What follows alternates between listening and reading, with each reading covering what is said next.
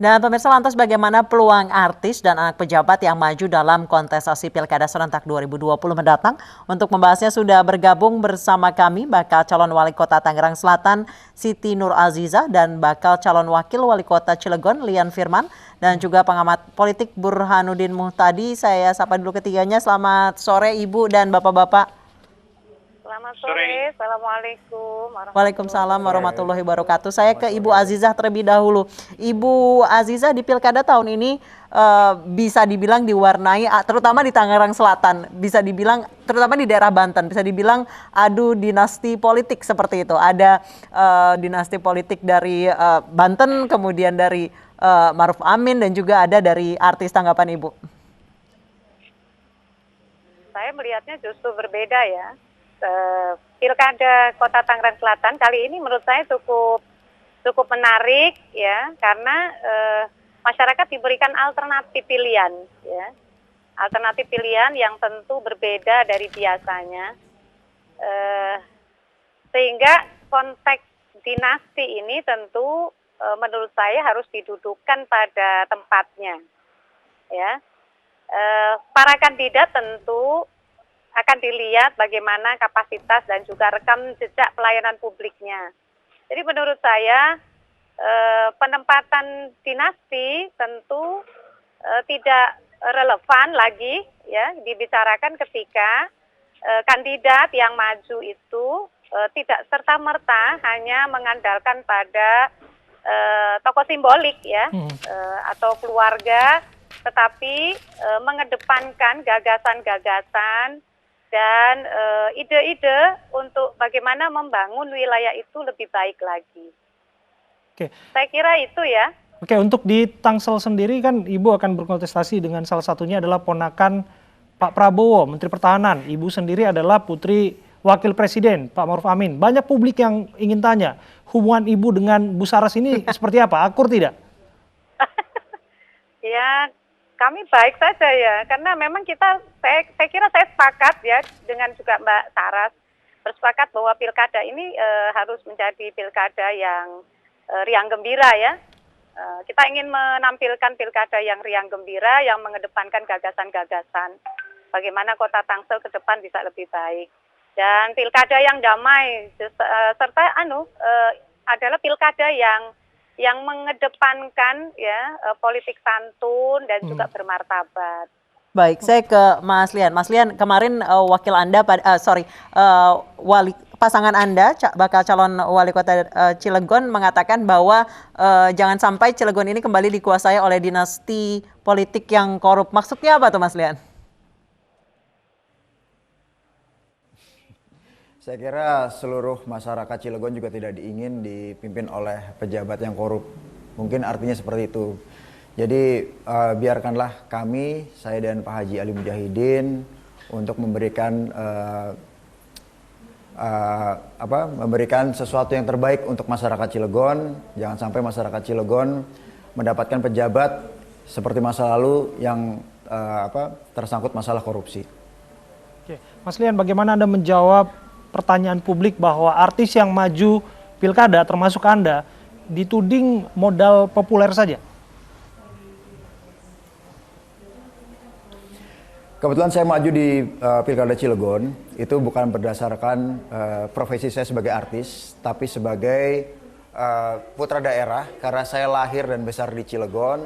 Jadi itu panggilan sebagai putra daerah untuk kembali ke kota Cilegon untuk membenahi sesuatu yang tidak baik di kota Cilegon sehingga bisa memajukan kota Cilegon, mensejahterakan masyarakatnya serta bisa berkontribusi sesuatu yang terbaik untuk masyarakat Cilegon nantinya. Oke, jadi bukan karena saya artis atau siapapun. Mungkin kalau saya artis, saya bisa di kota lain, tapi ini saya di kampung halaman saya sendiri. Oke, jadi Anda sempat berpikir sebetulnya untuk ke kota lain atau ini pilihan yang Anda tetapkan?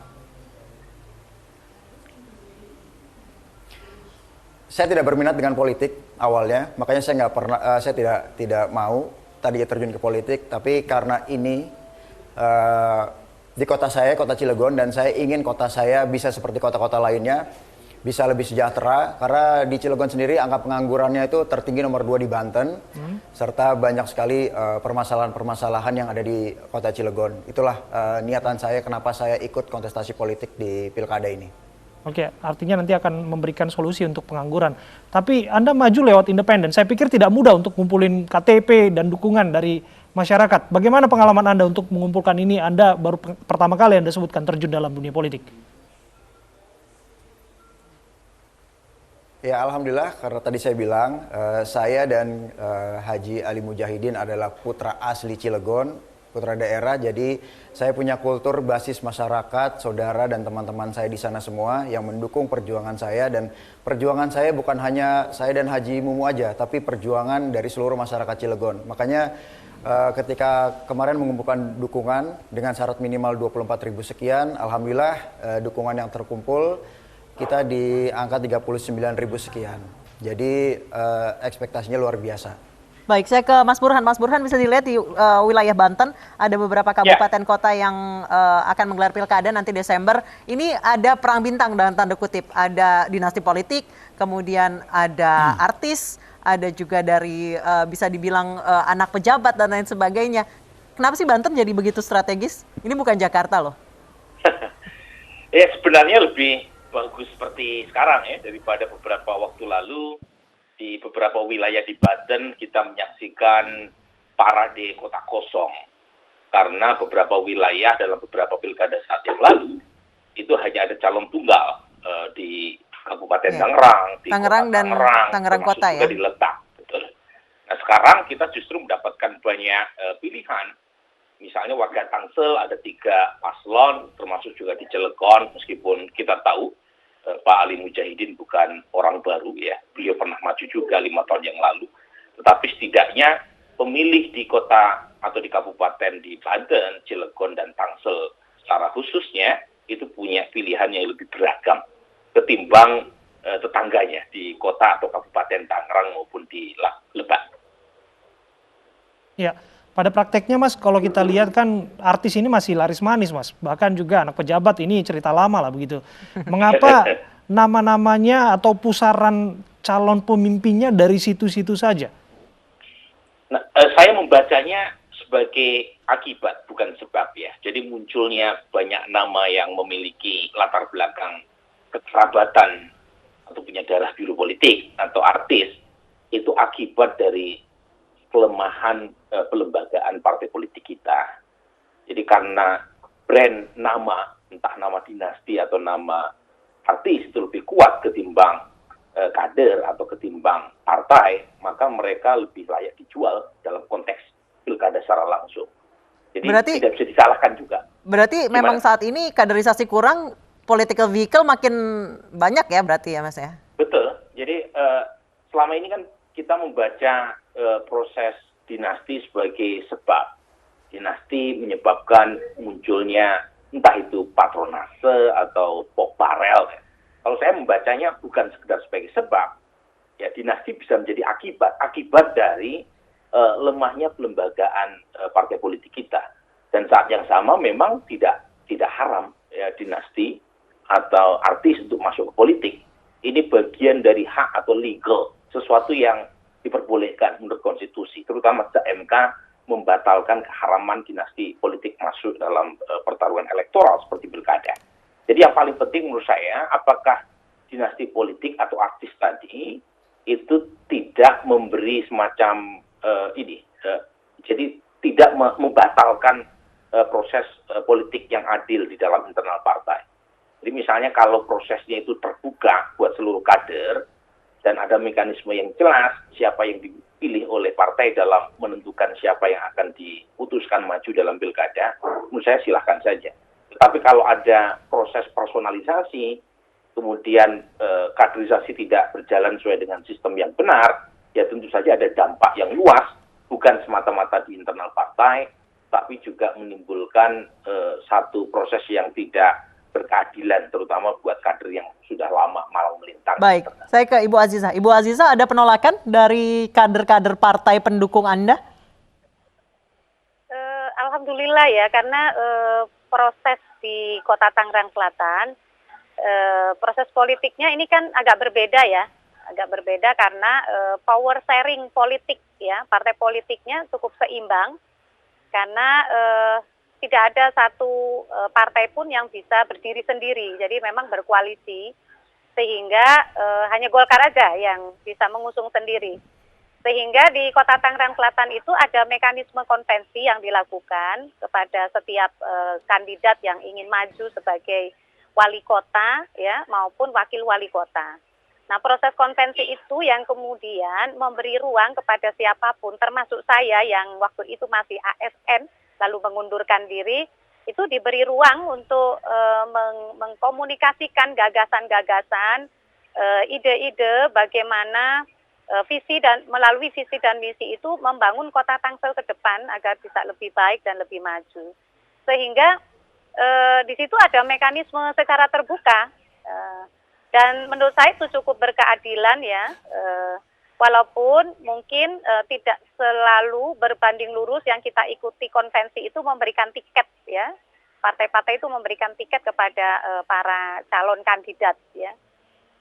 Sehingga kalau di Kota Tangerang Selatan, karena prosesnya itu melalui konvensi, ketika itu ditetapkan oleh partai, itu terbangun harmoni, Mbak, komunikasi yang baik, mulai dari DPC, kemudian DPD, bahkan sampai di tingkat DPP, karena itu berjenjang proses konvensinya, ya, mulai dari cabang, ya, wilayah, dan di DPP, sehingga ketika itu ditetapkan melalui penetapan SK, mereka bisa menerima ya karena di situ ada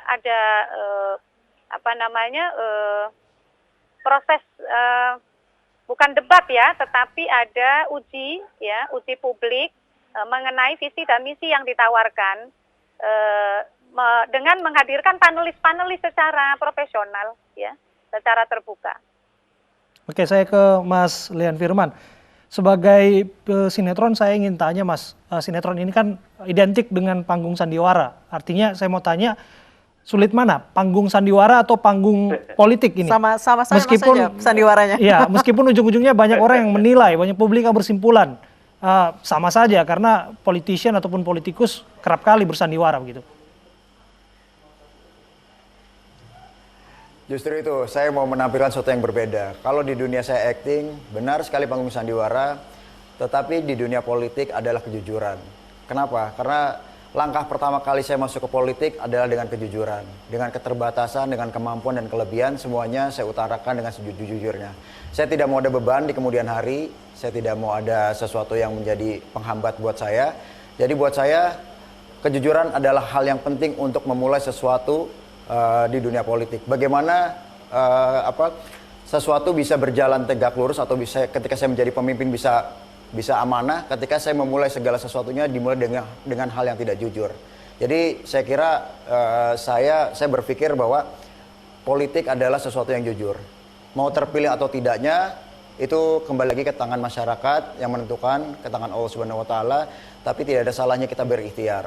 Jadi apa yang saya sampaikan ke masyarakat adalah saya berbeda, saya tidak bersandiwara, saya tidak membohongi masyarakat. Apa yang saya berikan adalah sesuatu yang jujur. Karena buat saya itu adalah modal yang terpenting untuk politik saat ini. Artinya sasaran pemilih Anda ini dari kalangan ibu-ibu atau mak-mak paling banyak? Atau kalangan remaja? Saya maunya semua kalangan, cuman mayoritas kaum milenial dan ibu-ibu. Ya, milenial. Baik, Mas Lian, untuk menjadi calon wakil wali kota untuk mengikuti pilkada pemilihan kepala daerah dibutuhkan biaya politik, terutama pemilihan langsung. Dibutuhkan biaya politik yang tidak sedikit, apalagi Anda maju sebagai calon independen tanpa ada sokongan partai. Sudah siap dengan itu, Mas Lian?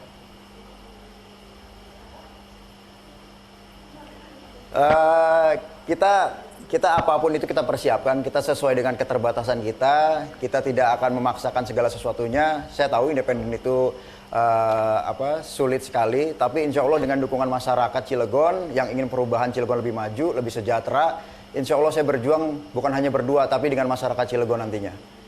Baik, saya ke Mas Burhan. Mas Burhan, calon dari anak pejabat, dinasti politik maupun dari artis, ini bisa dibilang kurangnya kaderisasi partai yang kemudian jalan pintas lebih banyak dipilih. oleh partai. Apalagi di tengah pandemi COVID-19 tidak memungkinkan turun ke jalan langsung dan mengumpulkan massa, nanti kampanye ini jadi makin banyak yang partai politik yang pakai jalan pintas. Ya, memang partai politik pada dasarnya juga ingin mencari kemenangan. Jadi nyaris tidak ada partai politik di kolong bumi ini yang tujuannya tidak mencari kemenangan. Itu bagian dari sunatullah. Cuma kemudian adalah ketika mereka pengen mencari calon yang populer tanpa melihat integritas, kapasitas, atau kompetensinya, maka partai politik melupakan satu fungsi utama yang seharusnya dilakukan oleh partai politik, yaitu edukasi, dan satu lagi adalah kaderisasi dan fungsi rekrutmen. Nah ini jadi hilang, gitu. Tapi saya menyarankan bagaimanapun. Berarti bisa dibilang saat ini kondisinya tidak ideal ya Mas Burhan ya? Memang tidak ideal ya, tetapi misalnya Bu Siti Nur Azizah itu kan tidak semata-mata putri Kiai Ma'ruf, beliau juga menjadi kader Partai Demokrat ya. Meski saya tidak tahu mulai sejak kapan, tapi setidaknya juga masuk ke dalam internal partai. Sehingga ketika mendapatkan tiket dari Partai Demokrat, relatif tidak mendapatkan resistensi yang memadai. Itu penting itu. Atau misalnya Mbak Saras ya. Mbak Saras ini kan bukan sekedar karena keponakannya Pak Prabowo. Dia aktivis perempuan, dia pernah menjadi anggota DPR dari fraksi Gerindra, di periode sebelumnya, di periode sekarang memang kalah gitu ya waktu maju di DKI, tapi tidak modal dengkul gitu. Nah, yang repot adalah jika ada dinasti yang ujuk-ujuk yang tidak punya track record, tapi sekedar memanfaatkan aji mumpung, kemudian masuk gitu ya dalam gelanggang. Ada sekarang Mas Burhan, banyak ya? Banyak. Oke. Kita akan lihat. Sekali, gitu. Kita akan lihat pada waktunya nanti, hanya waktu yang bisa menjawab. Masyarakat akan menentukan pilihan kepada siapakah mereka akan mau dipimpin oleh pemimpin wilayah daerah mereka masing-masing. Terima kasih Mas Burhan, Mas Lian, dan juga Bu Azizah sudah berbincang bersama kami.